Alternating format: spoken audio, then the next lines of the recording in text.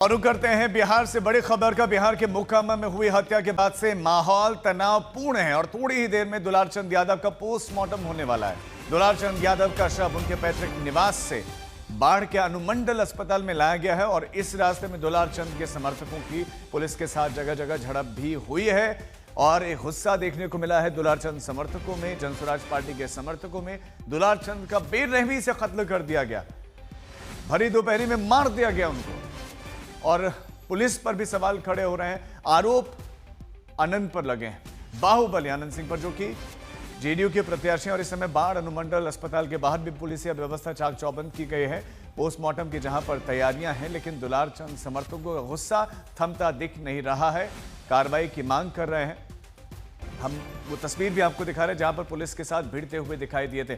हमारे संवाददाता शशि भूषण इस खबर पर हमारे साथ जुड़ गए, जो बाढ़ से समय हमारे साथ जुड़े हैं। आपसे कितनी देर बाद पोस्टमार्टम होने की उम्मीद है और बाहर क्या समर्थक जुट रहे हैं?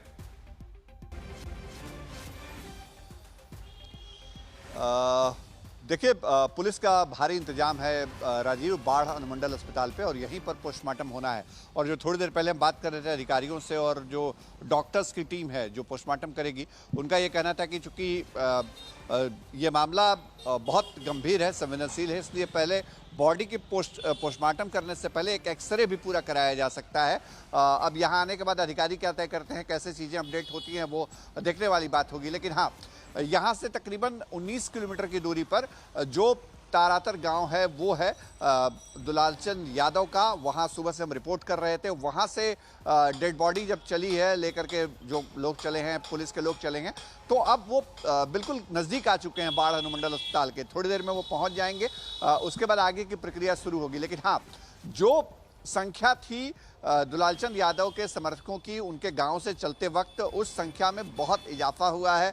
रास्ते में जो दूसरे समर्थक गांव मिले हैं, उन गांवों से भी लोग इक्कठा हुए हैं और ये बहुत परेशानी, बिल्कुल कुछ जगहों पर हमने तस्वीरें देखी। लेकिन शशि भूषण, आपने बताया कि एक्सरे भी करवाया जा सकता है पहले, चूंकि मामला बहुत ज्यादा हाईलाइटेड है। क्या कोई विशेष पैनल गठित किया गया है पोस्टमार्टम के लिए? नहीं, देखिए, यहाँ के जो सीनियर डॉक्टर्स हैं, जो अभी इंचार्ज हैं हॉस्पिटल के, वो खुद लीड करेंगे, बाकी वो डॉक्टर्स की टीम भी रहेगी। पहले की जानकारी एक आ रही थी, जब मैं खुद मोकामा टाल में था, तो वहाँ जानकारी ये मिल रही थी कि शायद पटना में पोस्टमार्टम कराया जाए, वहाँ एक मेडिकल बोर्ड गठित किया जाए। लेकिन शायद उस पर जो परिवार के लोग हैं, परिजन हैं, वो सहमत नहीं हुए। उनको ऐसा लग रहा था कि मोकामा टाल से बाढ़ का इलाका जो है वो उनके प्रभाव वाला इलाका है, तो यहाँ पर चीज़ें उनके अनुकूल होंगी। इसी वजह से वो बाढ़ अनुमंडल अस्पताल के लिए तैयार हुए।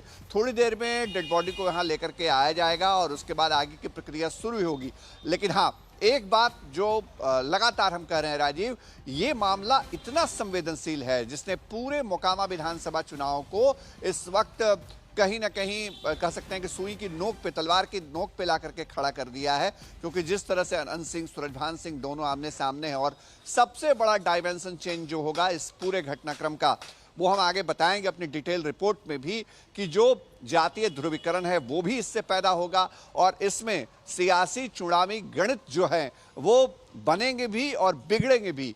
तो ये बहुत इम्पैक्टफुल होने जा रहा है ये पूरा घटनाक्रम। और ये जो हत्याकांड हुआ है, उस हत्याकांड के बाद न केवल मोकामा, बल्कि हम ये कह सकते हैं आज की स्थिति में कि बाढ़, जहां इस वक्त मैं खड़ा हूं, ये अलग विधानसभा सीट है, यहां पर भी बहुत सारे सियासी कोण बदलेंगे राजीव, और इसके आसपास के अन्य विधानसभा सीटों में भी इस बात को समझ लेना चाहिए। एक मर्डर से बहुत समीकरण बदल सकते हैं। आप हमारे साथ बने रहे, आपके पास हम लौटेंगे।